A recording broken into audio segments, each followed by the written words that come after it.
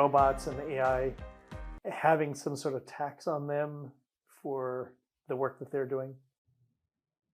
Yes, so robot taxes have been proposed by economists, I think now like at least 3 decades or so ago, and probably much further in the past, is the idea of like human capital is being taxed, right? But if you replace the human by the robot who is maybe as efficient and as costly as the human, you don't need to pay any taxes. So then as a um, as a CEO, I have these additional incentives to replace humans with robots because of the tax advantage.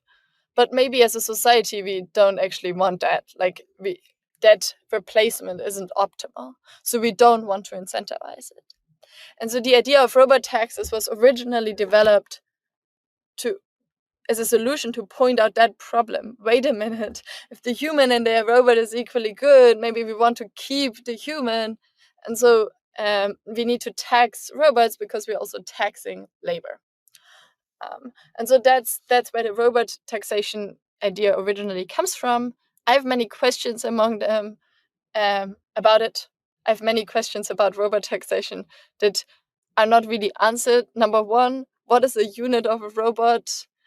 Is a washing machine like some really old technology? A robot clearly just like some things look to us like robots just because they're new and so they're kind of automation. But then once they're really old, like we don't think about the laundry machine as a robot, right? Or some other technology that is now over many decades old. So one could see robot taxes, or maybe more adequately kind of AI dividends, compute taxations, or taxing the AI compute as a way of addressing that labor inequality question.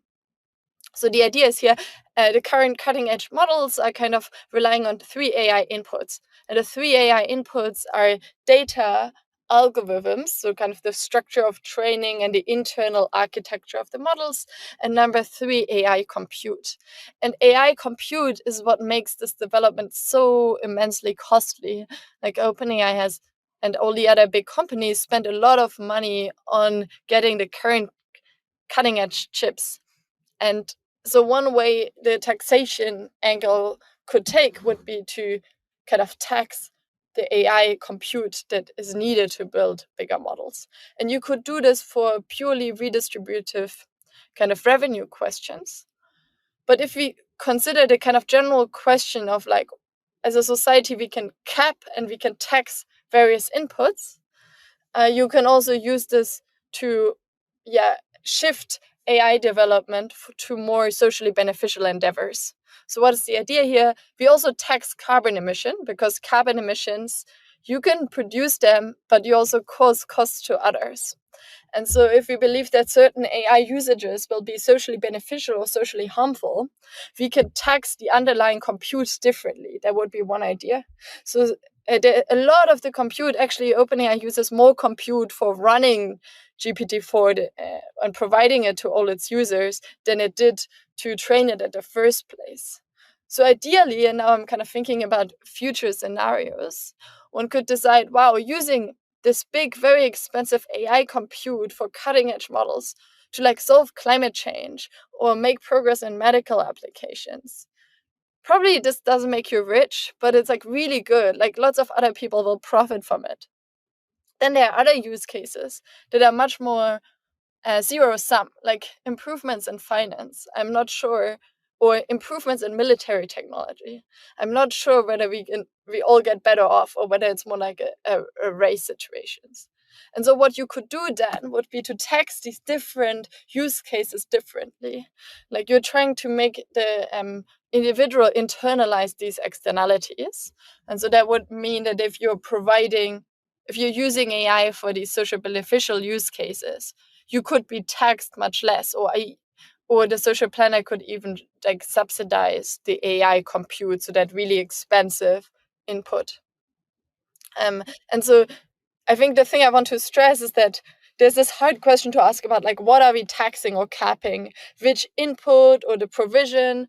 Or maybe you don't even want to tax the deployment of the technology, but you want to tax the development.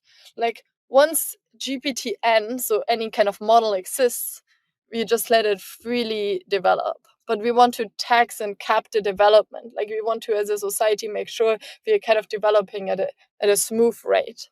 And so one could also look at taxation of the development, that is the training compute rather than the inference compute. Yeah. So as a society, we have used like economic mechanisms. So this is like quantity caps as well as price mechanisms for revenue distribution, but also for adjusting various market failures. And so we could use it for both of these purposes, for redistribution and for market failures in the case of AI.